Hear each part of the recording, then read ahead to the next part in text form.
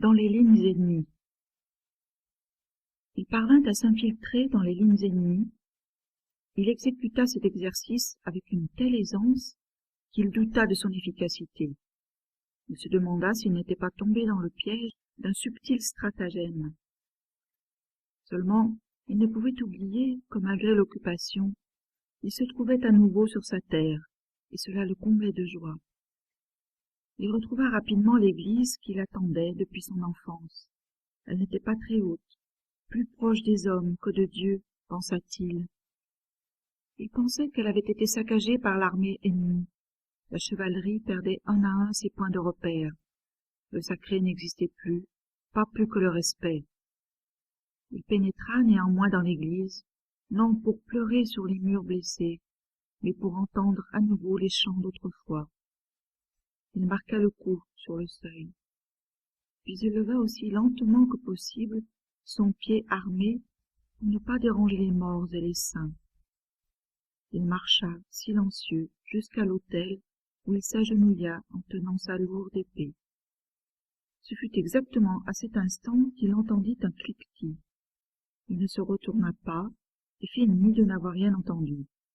Ils étaient trois. À présent, il les distinguait clairement. C'était une embuscade, mais cela ne le dérangea pas le moins du monde.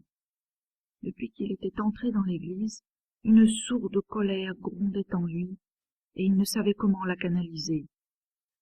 Aussi, en entendant l'ennemi, qui était au nombre de trois, cela le réconforta. Il pourrait les combattre, même à main nue.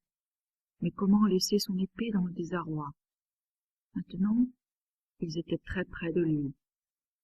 Là, il décida de chanter pour la mémoire des morts. Sa voix les terrassa, car exempte de toute crainte. Les trois ennemis se regroupèrent d'instinct. Ce fut leur première erreur, car le comte, en se retournant, ne pouvait manquer de toucher l'un d'entre eux. Sa lourde lame amputa le bras armé du chef de la bande. Ce dernier poussa un tel cri que les autres furent horrifiés. Alors le comte se leva et s'avança lestement dans leur direction, tel un fléau d'armes. Son armure frappa de plein fouet le second qui n'avait pas eu le temps de parer, car le comte s'était élancé sans suivre la direction de son épée.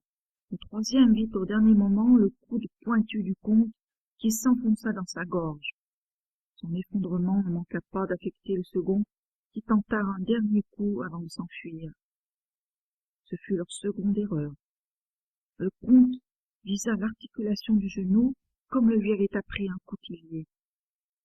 L'ennemi ne put supporter la douleur et s'affaissa de tout son poids sur son articulation.